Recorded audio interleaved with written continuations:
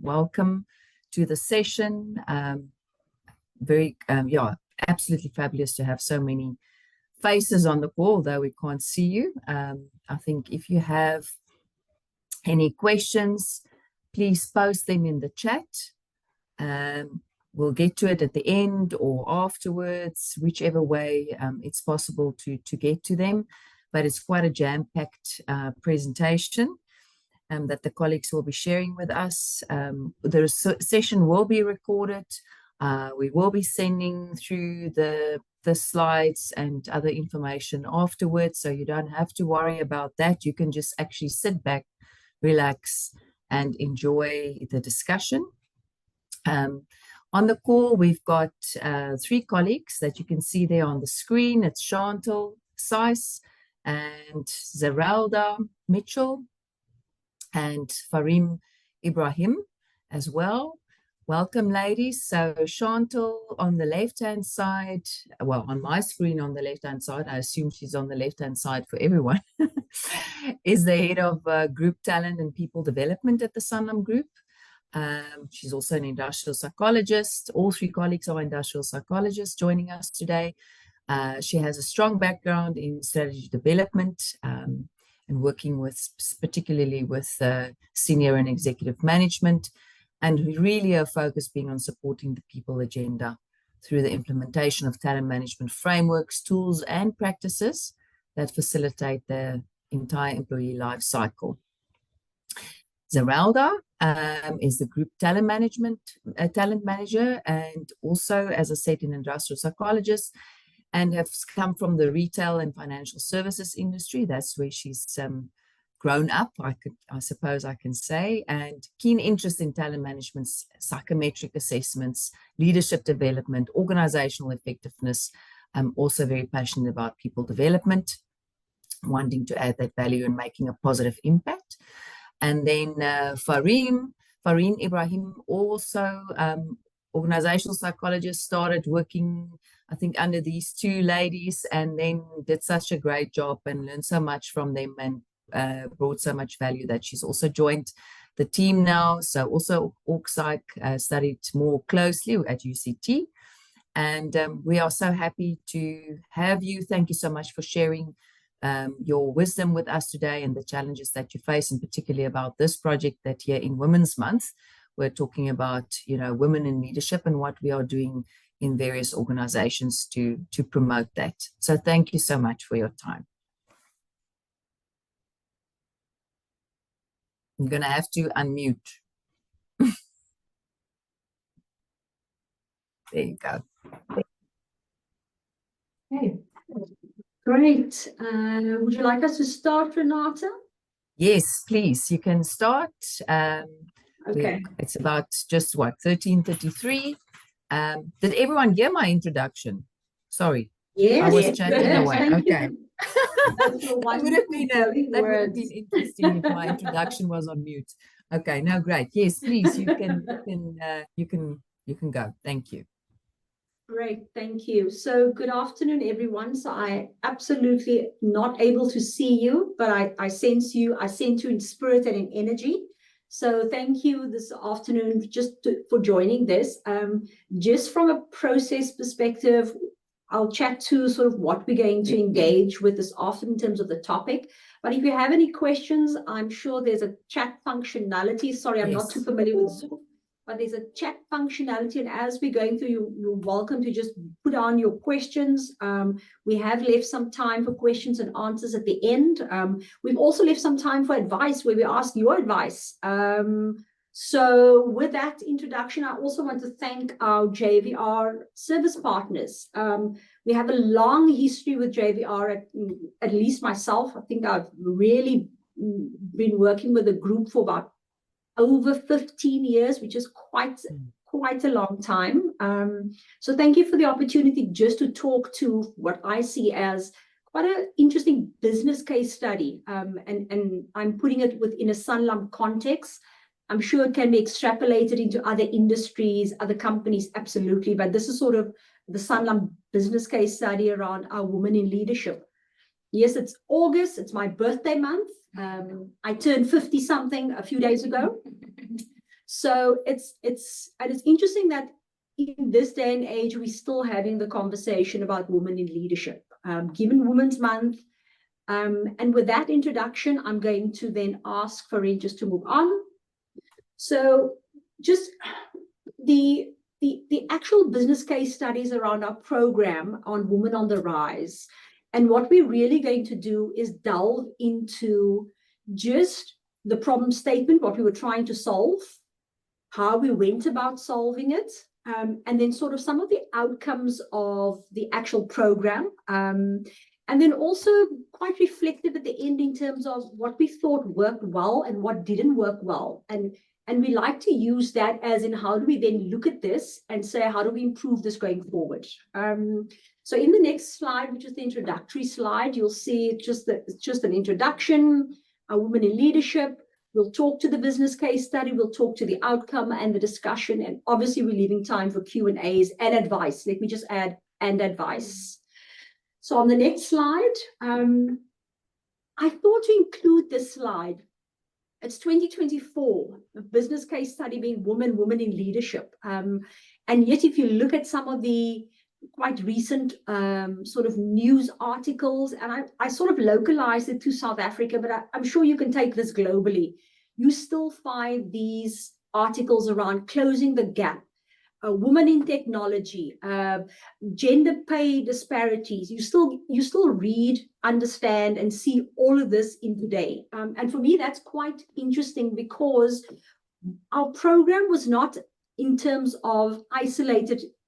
What we did do is look at a context.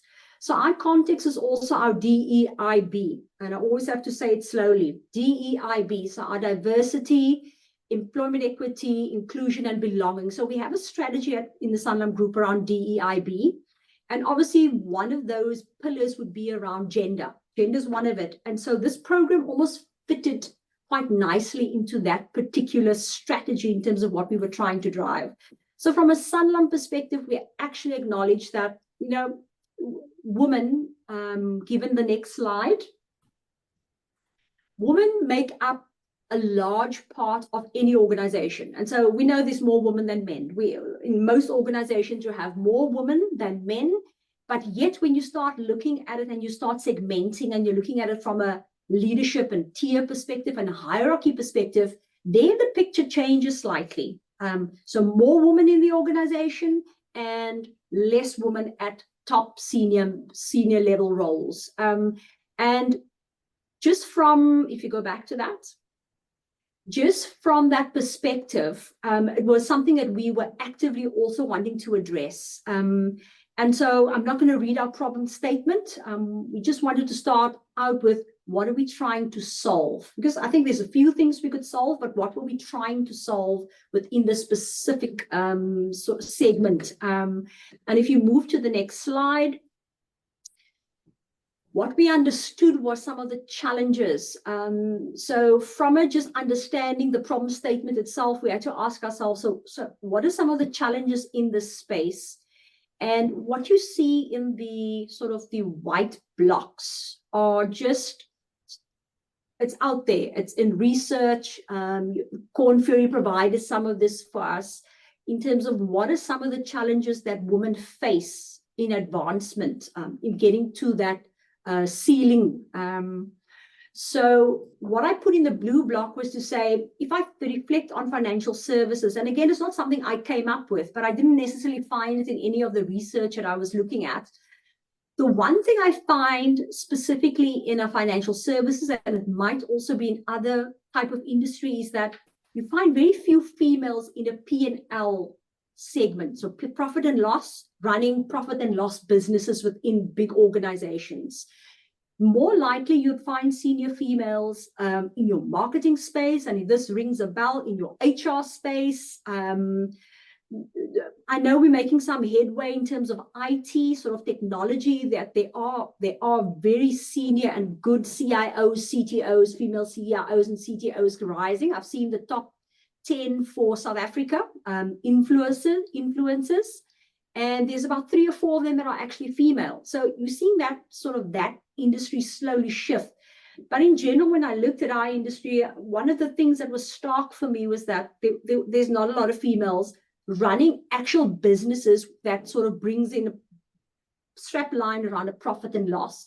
And I thought I'd wanted to add that, because that was quite significant for when we looked at what was happening in our own business. So those were some of the sort of challenges. And if we move on to our next slide, we looked at what our data was telling us. And what our data was telling us is that 29% of our leadership roles were held by women. And that was quite interesting for us as well. And I don't want to spend too much time on the data, except maybe to ask the audience just to reflect whether is this very similar or very dissimilar to what's happening in your own organizations. But this was our reality. And given the context of our DEIB strategy, this was something we were not comfortable with. So in looking at that data, you can move on, Farin. I'm quoting my colleague here, her name Ravika, and when we started conceptualizing sort of how we want to solve this problem, this was her words, where she said the primary purpose of the program is to serve as a catalyst for the progression of women leaders in Sanlam. So that's what we were aiming to do. So we understood the context, we understood our strategy and what we wanted to drive, and we said, okay, so what's the problem we want to solve? And this was the problem that we wanted to solve. So if we move on, some of the challenges that we experienced sort of, I think, in the initial stages of just as we were conceptualizing is, so why do you need a special program for women? So why is that? Can they not be part of other leadership programs? Because we do have in the Sanlam group, we've got Harvard, we've got Singularity, we've got USB, so there's quite a few leadership current programs that's already running. And the question posed was, so why design something different for women?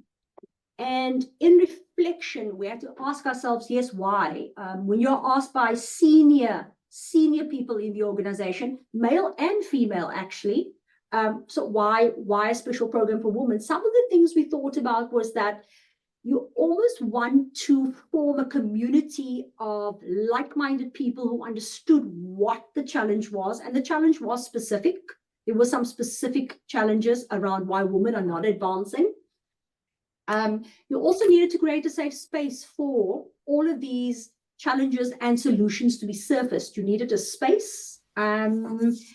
And also just ensure that whoever's in the space, there's a commitment versus it just being sort of a very general type of program. And so in responding to the business around why we wanted to do this was some of the things we told ourselves.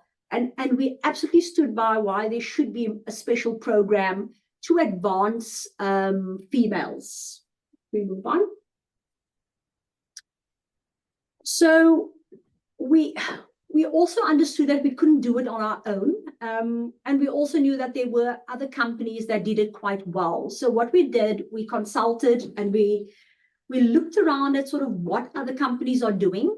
But what we also did was go to Korn Ferry. So some of you would know, or most of you would know Korn Ferry. We run quite a few programs with them. They also are sort of the partners from a competency framework perspective. And in discussion with Korn Ferry, we said, well, tell us around sort of how you would tackle something like this. And they put a very scientific, I would say, process on the table and said, this is how we would actually look at a process like this. First, we definitely look at diagnostic. So not diagnostic in terms of what's out there, what the diagnostic is about what's in here. So what is happening in Sanlam itself. What we then use that diagnostic for is to design a specific program for women. We'd also look at how we communicate that to senior leaders. We'd also be quite specific about the identifying participants and helping you identify participants and sponsors for your program. The issue around assessment, and we'll definitely get, there's a piece that we're going to talk to around assessment. The assessment as a data point as well was something that Z and I, and Z will chat to you around that later. Z and I actually asked that be included. And we wanted to use assessment specifically around a more personalized. So assessment is very personal to me, Chantal, and it tells me a little bit about me. And so we wanted to use that data point to inform some of the initiatives. And in this case, it was around a particular initiatives that the women were going through.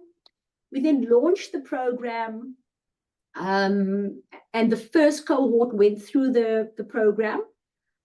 We looked at some of the evaluation, and then there was a closeout. So that was sort of the process we followed in terms of how we designed this program. From a diagnostic perspective, so that was our step one. What we did was say, we want to understand what's happening within the organization. So 20 interviews were held with women and line managers, and a senior, and we're talking about very senior females. And these females did not necessarily become part of the first cohort that went through that, but we identified 20 females to interview. And in doing that, we wanted to understand sort of what is some of the things that you think, you feel are barriers to you. And we also asked line managers around sort of females, and also the experience, how they show up, what are some of the barriers that they think. And these line managers were male and female. So it wasn't just male line managers, it was male and female. Those diagnostic interviews proved very, very critical for how the program was designed. When we looked at the other bits of data, and so Sanlam being financial services, we always ask the question, sort of, where do you get this from? What's your data points? So you're starting to hear that we used quite a few data points. The other data point was looking at we run our engagement assessment. It's the Barrett survey. So from a culture perspective, we wanted to understand, we looked at it and we said, let's slice and dice it. And we only took out sort of what the females were saying around sort of their engagement levels. And that became another data point. All of this data was then synthesized, and there were some findings, and the findings were reported back to the core team. And then obviously this became the implications for the interpretation into the actual program. And then sort of the program was shaped, designed, and then launched. So I want to move on from that diagnostic phase. And then this is just a slide that gives you more information around the actual interviews, and I'm not going to go through that again. I know we are going to be making this available. Can you please go back? I know we are going to be making this available to you post this, but these are just some of the sort of the themes that we ran in the interviews, both for line managers and sort of these 20 senior female leaders, and then some of the information around the Barrett survey data. So we can move on. Thank you, Farin. And these data points then became themes that I'm going to hand over to Zeralda now to talk to. I think it's important, my last point before you move on, Farin. I think it's important that I stress that we were really quite intentional about using data to inform this program. So we used data to inform it. We also used data points during the actual program as the females were going through the program. And then obviously post-program is about surveys and looking at that feedback. But I just want to make the point about being quite intentional about being a data-driven process that we embarked on. Thank you, Zed. Thank you. Thank you for that, Chantal. So I think that the rest of what we'll be sharing with you this afternoon, colleagues, is really to delve a little bit deeper into the actual solution. To Chantal's point, a lot of time was spent, just understanding the data, understanding the current context, the current landscape. Out of the diagnostic interviews that Chantal mentioned, certain topics were identified, and the slide that you would see, or that we're showing right now, is really just sort of, you know, the themes that came out of those diagnostic interviews, both from the females as well as the line managers. Quite interestingly for me, with regards to some of these topics and themes, and this is really just feedback from, you know, the actual women that were interviewed. I think the one thing and two things that I want to maybe just flag here is this whole thing around imposter syndrome.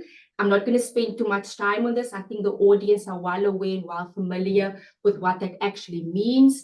But I think from a Sanlam context perspective, you know, that obviously really speaks to, you know, that continuous hesitation, being cautious, you know, questioning, and that whole thing around the confidence. So that was quite a strong theme that came out of those diagnostic interviews. The second one was around networking, and how do we, you know, sort of focus on building those networks and really, you know, elevating the visibility of these individuals within the business. So those are sort of, you know, two very, very important themes that came out of those interviews, and it almost, you know, informed and shaped what the program also ended up focusing on.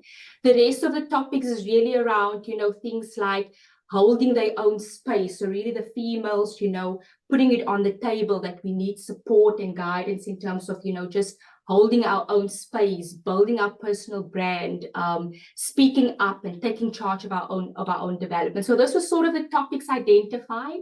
If you move on to the next slide, Farin. With the line managers specifically, remember, you know, there were also a sort of a group of line managers that were interviewed.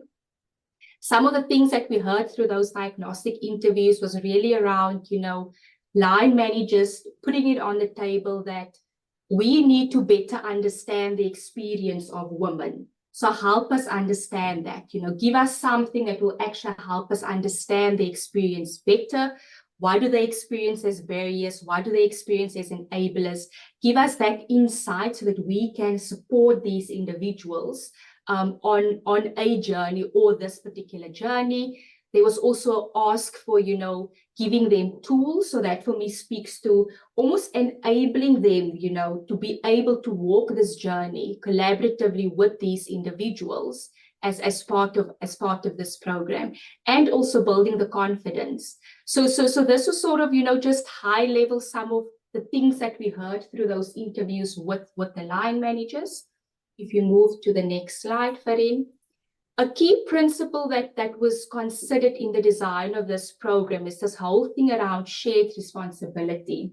And I think that's why, you know, as part of the diagnostic interviews, it wasn't just women that were interviewed, but it was line managers as well. Because I think we recognize that for this program to be successful, or for such a program to be successful, that, you know, there's actually this thing around shared responsibility that's quite important. And here we're really just demonstrating to you and showing to you that, you know, the individual being these females, but, you know, as part of this journey is also this, you know, the manager as well as the sponsor, walking this journey so closely with these individuals. So a key principle for us in the design was this thing around shared responsibility, and how this is so critical to the success of such a program. The next slide really just shows, you know, this multifaceted framework that this program was built on. And this framework was obviously, you know, the intention behind this was to create that shared responsibility. So again, you know, we'll share these slides with you. I'm not going to go through all this detail, but from an individual perspective, was obviously those are the females. You'll see there's certain things that they were exposed to in terms of the program, you know, modules, a number of modules. I mean, we'll share a little bit with you around that as well. There was the individual coaching component that Chantal also spoke to, that brings more of a personal element to it. Then there was also a manager component as part of this program where, based on what was heard from those diagnostic interviews, where there really was sort of an ask for, give us tools, give us guidance, equip us, help us to better understand these individuals, where the manager sort of, component of the program was then built around, those briefing sessions with line managers to delve deeper into, what are some of those barriers and challenges that these women are experiencing, and how can you, as a line manager, support and provide or create an environment where these individuals can actually continue to thrive. Then there was a component that focused on sort of individual and manager, which is the females who were on the program combined with the manager. It was referred to as success path pairs. And this was really around, creating a space for the individual and the manager to engage in conversation and dialogue, to really spend some time, deepening the relationship, for the manager to be able to understand the individual a little bit better around what are the challenges you're experiencing, what are those barriers, and really sort of, spending time to just, strengthen and deepen that individual and manager relationship as well. And then a very key part of this program was that leader sponsor. So the sponsorship program is really an important part of this program, where key leaders in the business were actually identified as a sponsor to each of these females, to also, guide, provide support. And I mean, if I remember correctly, these individuals are quite senior leaders in the business. And based on feedback that we heard from some of these females and some of these individuals, is post the conclusion of last year's program, some of them are actually still continuing those conversations with their sponsors, and the relationship that they've built there. So I think what we're trying to share here is really sort of, this multifaceted framework built on this principle of shared responsibility, and we really recognize it is important for us to focus on such a framework to enable the success of the program. Then if I just move a bit closer in terms of the selection criteria, obviously, we needed to be quite intentional about, how do we actually select participants as part of this program? What are sort of the longer term intention in selecting these individuals? So this is really just sort of, a short brief view of the selection criteria that we considered in selecting these participants. Obviously looking at things like top talent in the business, considering things like the job level performance. I think why it was important for us to look at certain criteria was, again, we needed to be intentional. We needed to be, strategic about, sort of, how do we see these individuals in the business? How do we see progression in the business? How do we create opportunity for these individuals to participate in a program like this as part of their growth and development journey?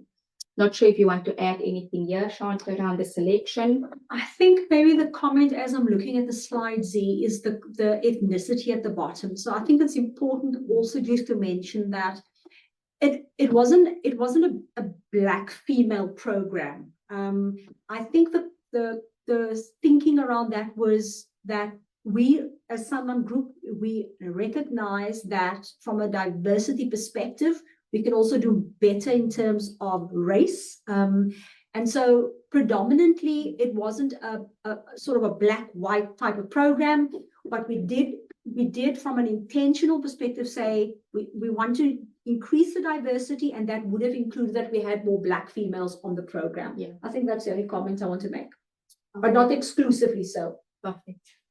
Farin, if you move to the next slide.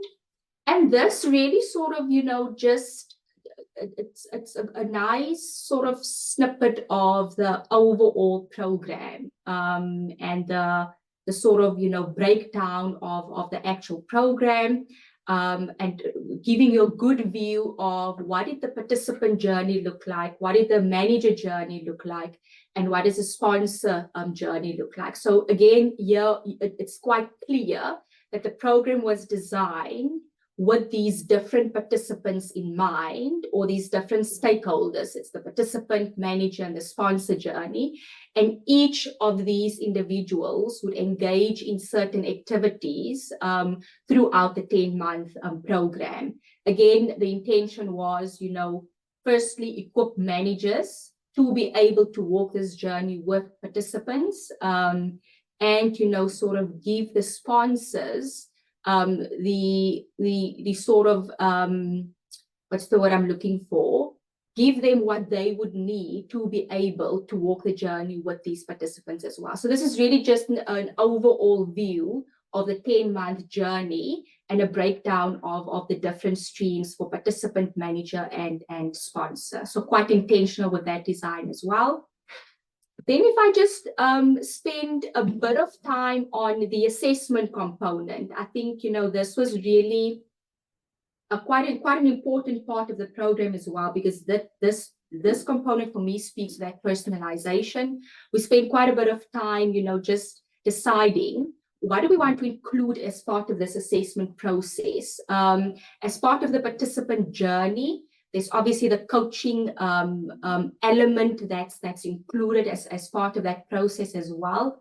And the output of the assessments were really used to inform those coaching discussions as well. And that for me it's really an added on benefit of this program, because as much as the program holistically was designed based on what we heard from those diagnostic interviews, I think, the assessment component just brought in that further personalization and really giving deeper insight into those coaching sessions. So from an assessment battery perspective, we partnered with JVR on that. And it was really an holistic battery, including the Hogan suite. I think most of you are familiar with that.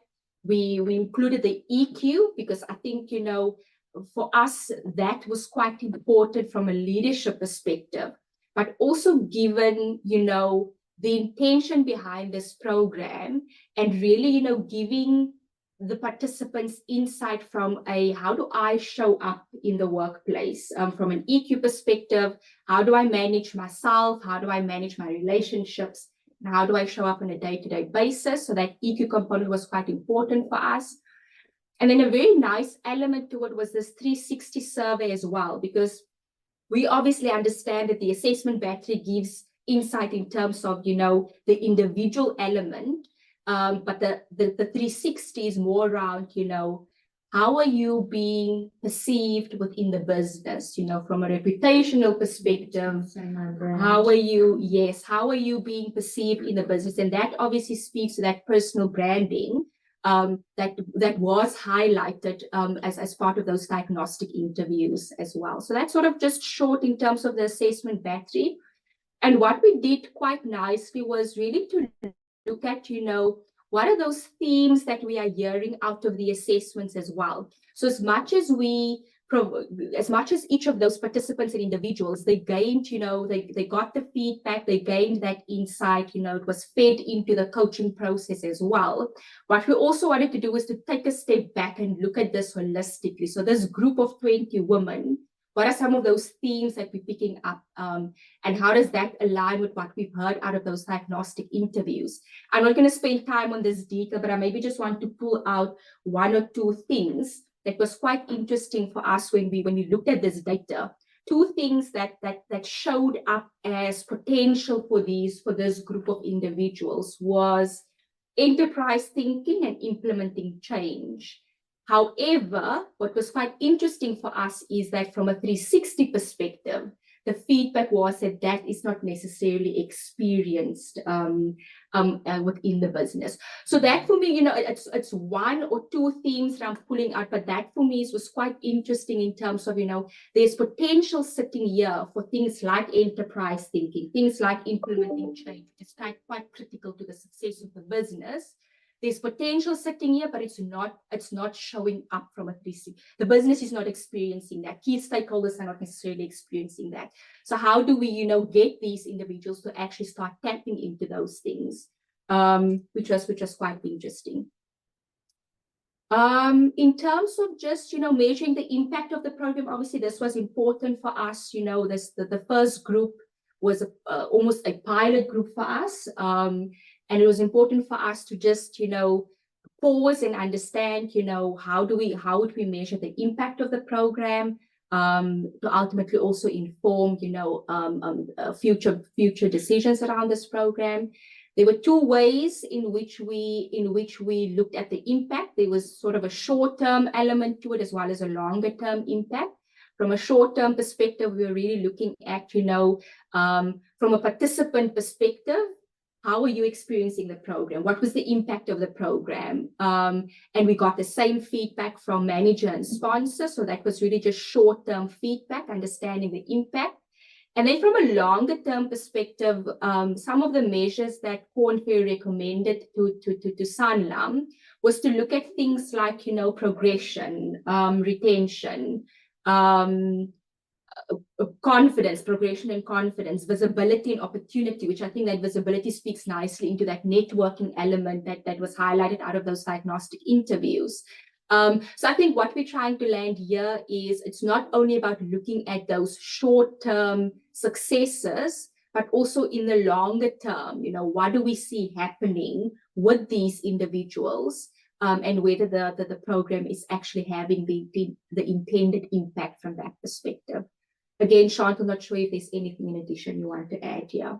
I think when we get to the next slide, then you and I can maybe just debate it and we'll discuss it a little bit more. Yeah. Because we're going into a little bit more detail around some of our own findings. Yes, perfect. You move then. Perfect. There we go.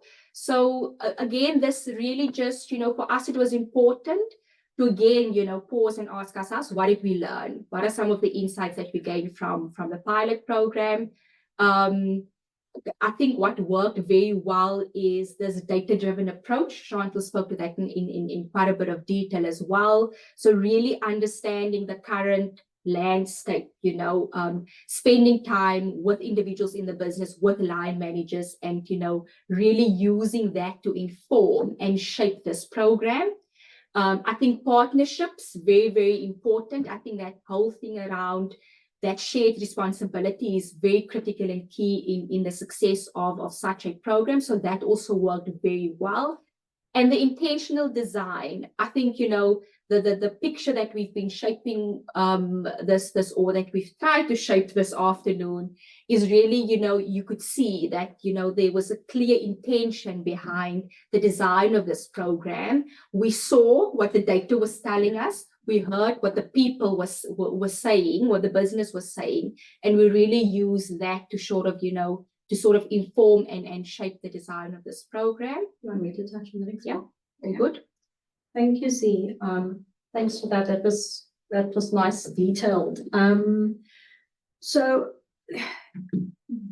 I think for us was also around what did we have to consider further. And some of the insights would have been gained through surveying, but a lot of the insight Z and I also got just to having conversations. And I think that was important that we actually just had conversations, with the cohort who was on the program, but also people outside of the program who sort of understood what it was, had a perception about what it was driving, and sort of could give us feedback. And the one thing that I walked away with just in terms of some of this anecdotal feedback was around positioning. How do you position something like this? So I think I opened up with a quote around what our intent was. So it was an intent around advancing women career advancement. So it was all that that was the scope of what we were trying to drive. When we spoke to and looked at feedback, there was something else that was coming out. And some of it was things like, well, it didn't happen fast enough, or I didn't move fast enough. So this is what you said was going to happen if I'm on the program versus actually it's slow or it's not moving.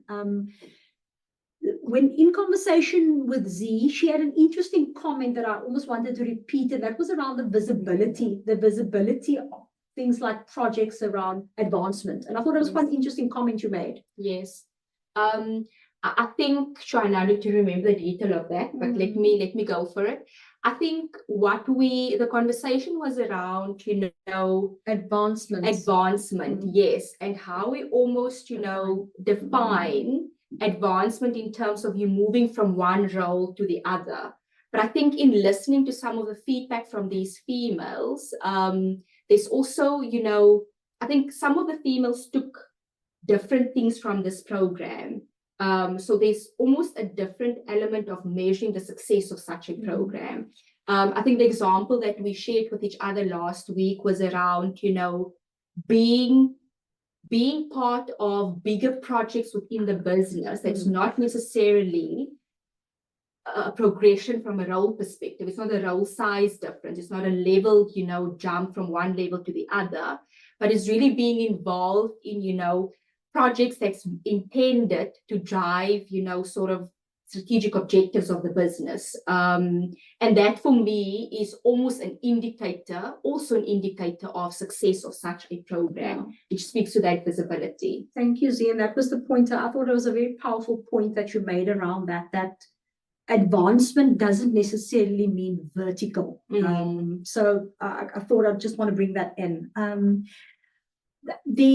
The other thing around how we positioned the program, and I think where we were provided feedback was, women are on this program to manage the headwinds, and that's the headwinds being the challenges, the barriers that limits them from advancing. And if that's it, is it a development program? So, and I took that quite seriously. So the concept about why do we always need to be developed? I've got a whole different discussion on that. There isn't enough time today, but that was something I also took away from the program in terms of its power.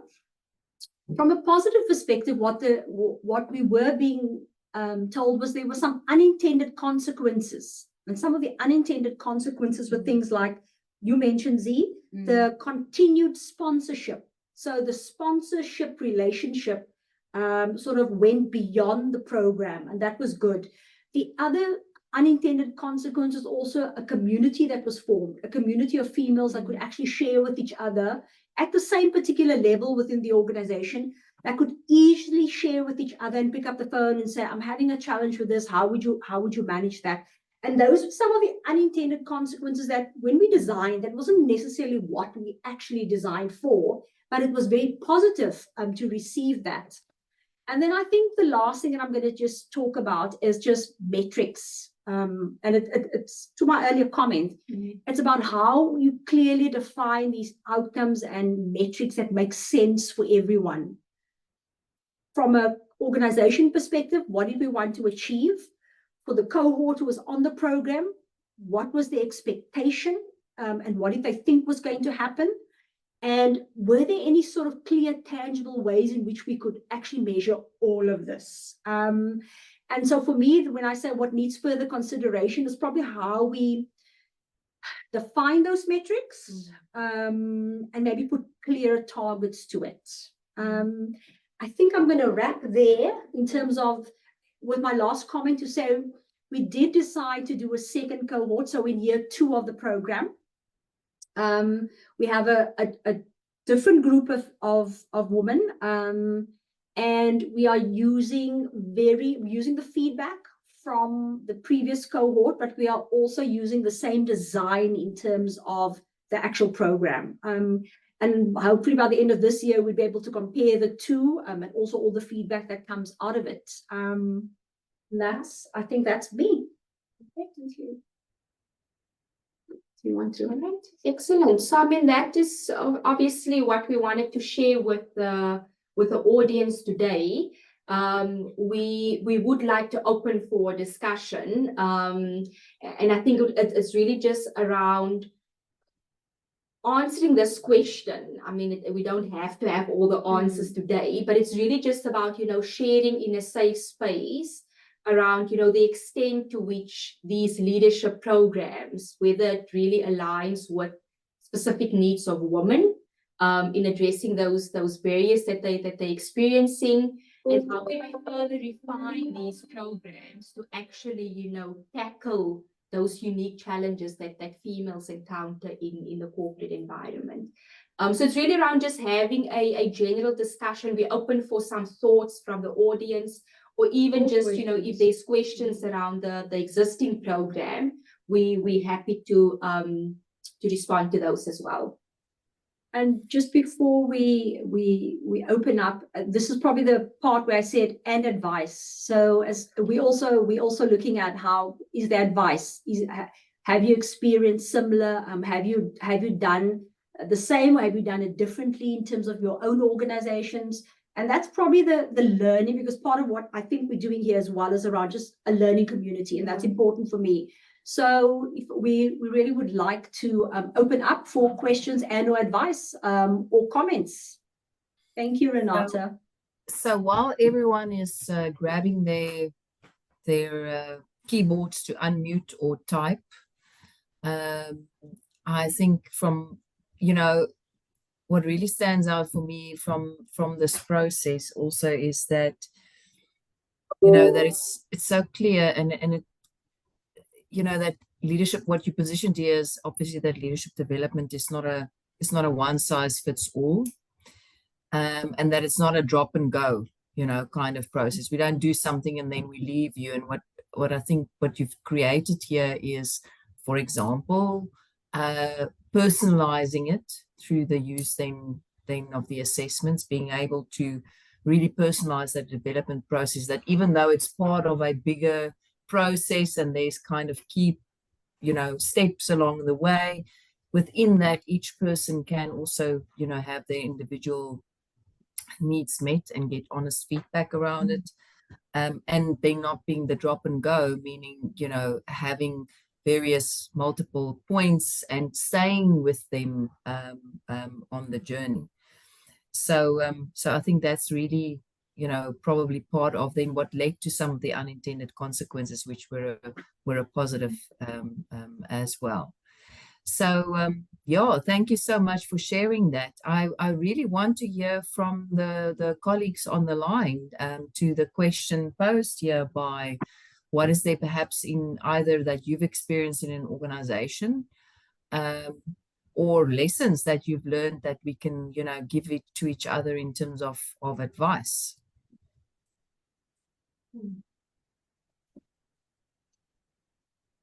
While the audience is also just maybe coming off mute and or typing, the one thing I forgot to mention, which is something you touched on now, Renata, is that the first cohort group also became mentors to the second cohort group, so the paying it forward. So that was also something that we've designed in terms of the actual program.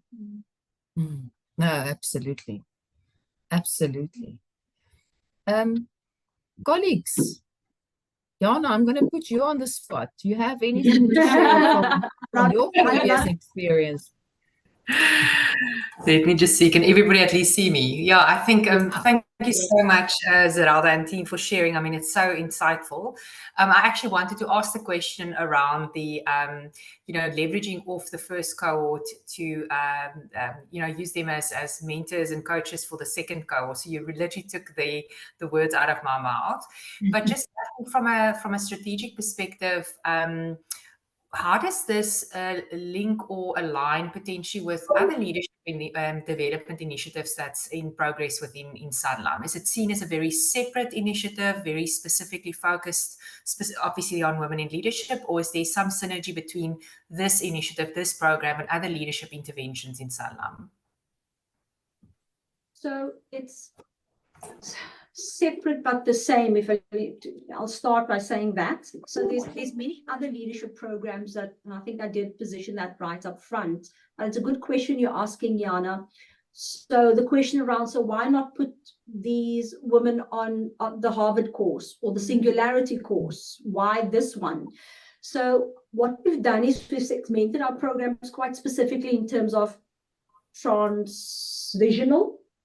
So transitional, moving from one level to the other. So we've got particular programs for that. But then we also have the transformational programs, and that is where we're looking at shifts, mind shifts, behavioral shifts, and this particular program falls in that transformational segment, sort of something like singularity, where we're also quite focused on digital, that we want to move our organization to a more digital landscape. It falls into that realm. Some of these women would also then have been on one of the other transformational programs. So it definitely fell within that segment of transformation in terms of transforming and how we see this as transforming the landscape, the leadership. But then, as I said, they would have also potentially been on one of the other programs as well. Not necessarily one of the transitional programs, but more the transformational programs. I hope I answered your question. Absolutely. No, that definitely. I think that's also, from my experience, sometimes a challenge if there's multiple types of initiatives, especially around leadership that's running at the same time. You know, how do you purposefully plan for individuals to go on the right initiative at the right point in time, and that they can leverage one stream to another stream, and don't necessarily have to follow a very sequential approach.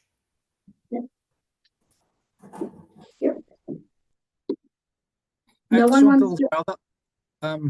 Peter, I just want to ask a question. I know some of the answer because of my involvement, but from your perspective, we've seen feedback from, let's say, from a data perspective. We've seen feedback in terms of what you guys are you meeting your target? What is the sort of verbatim qualitative comments from these women themselves? How do they experience this program? Did it feel to them that they are moving in the right direction, that this is a catalyst for them to be successful? Do they feel overwhelmed? Did they feel satisfied? Just some insights into what their experiences was. Sure. Yeah, I can. So I think, Peter, it's a very good question. I think we've spent some time with some of these females, really wanting to understand, what worked for you, what didn't work for you.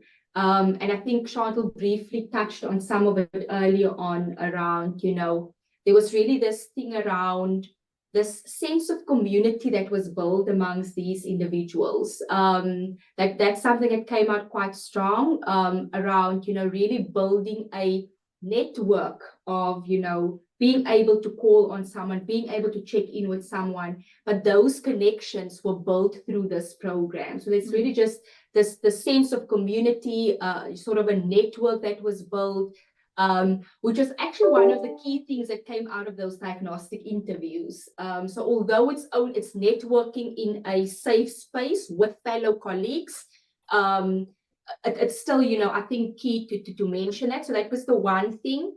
The other thing I think is, which was also quite powerful for me, was in speaking to one of the delegates, where it was actually raised around, a lot of these females took out something from the program, and it looks different for each one of them.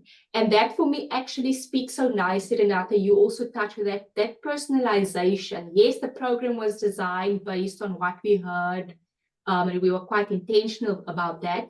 But, the fact that each of these individuals could actually take something from this program, and it's different for each one of that in itself, for me, is quite powerful. And that links to that whole thing around, how do we actually measure the success of this program? Because if it's not in, those very clear, tangible metrics, how else do we actually define those metrics? So that's the second thing I can probably mention there, Peter. I'm not sure if you have anything in addition, Chantal. I want to touch on sponsorship. And I think in entering the design of the program and seeing the role of the sponsor, I doubt whether we thought it would be as powerful in the actual program as it became. So these sponsors were executive managers in the business. And what I have seen is that being invited to a meeting, and I'm not even part of that division. So a sponsor would open the door to invite the woman to a particular meeting, or a conference. So I think we've underestimated the role of the sponsorship in this. And I think for me, that was probably one of the aha moments, I must say. It was one of my aha moments, because I think that was quite powerful. Yeah. We have two fabulous comments here in the chats. So from Landile and Pam. So I just mentioned there, you know, what advice you have for colleagues who have to start such a program. We don't have to answer that one. But Landile's got a very great question there around why do we, if women ask, why do we always need development? So her first question is, how have you involved the men other than as managers or leaders? What are the thoughts on developing men's mindsets and behaviors to be more inclusive of women or other genders? That's her first question, which I think is a very interesting question. Any thoughts on that? I have some thoughts, and it's a very good question, so thank you. And it also, I remember the first time we received the feedback, the diagnostic feedback in terms of what women were saying around their barriers, their limitations, what could help support them. I remember sitting in a boardroom with my HC colleagues, and I remember post the feedback, there were 3 comments around, but is that really the reality? And I looked around the room and I looked at who posed the comments, concerns, and it was 3 men. And it was fascinating for me. I sat there and I thought, wow, you're questioning a female's perception of her own reality. So that was very interesting. So I like the question about how we're shifting that, which leads me into that. I think in most of the cases with this particular, the first cohort, the majority of that 20 would have had a male line manager. I can't doubt that, because they were fairly senior. So I don't doubt that the majority of them, I doubt there was probably one, Portia. So the majority of them were males, and they became part of the program. The anecdotal feedback from the males is around, I do see things differently. I do see it from a woman's point of view. But the question is also, that was a small cohort of men. So I think her question is much wider than that. So how are we shifting all of that? I think if you can help me with that, we can definitely have a conversation.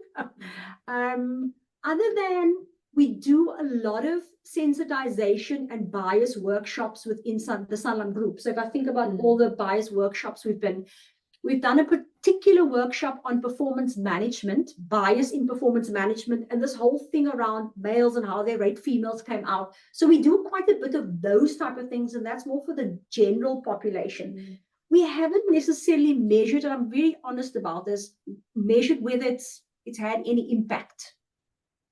Or maybe we haven't defined the measurement and then we haven't measured it. Yeah, I'm going to say that. I don't have, so that's my answer. We haven't figured it out, but there are some things that we are doing. And then Landile, thanks Chantal, and Landile as another question, whether it's also open to others who may identify as female. That's a good question. That's a very good question. We don't have an answer for that, but that's a very good question that we're going to take away from this session. Thank you. Thank you for the question. And maybe then Pam also wants to, Pam, like if there's a comment. Yeah. There's Michelle. Oh, hi. Can you hear me? Yes, we can. Yes. Now, I just have a quick question. So I was wondering that, do you think that in the future, sometime in the future, it will be, or the programs will simply be named maybe just people in leadership, where everyone, where there won't necessarily have to be a separate program? Or do you think that for the foreseeable future, it should be a separate program, or that it should remain a separate program because it has obviously other benefits than simply, I believe obviously having a male and female leadership together, it might be a bit different. So I was wondering, do you ever feel that it is going to be sort of grouped into just one leadership program, or do you think it should remain split? I have a view, and you're welcome to give your view as well. So I have a view on your question. So thank you for that, Michelle.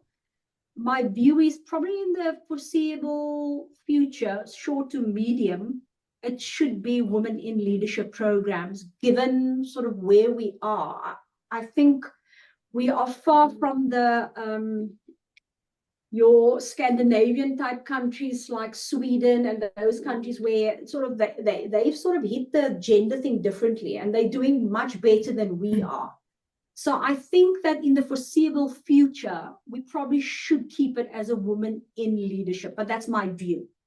I don't know if you want to. I don't have anything in addition to add, but I share your sentiment. I think, you know, given a lot of what we've heard in those, you know, some of the challenges that these individuals are facing, that the focus should be women, and in the next sort of, you know, short, I'm repeating what Chantley's saying. Yeah. Share the sentiment, different view to that. I share the same sentiment. It's kind of almost when the balance has been shifted, then what that can start to move away.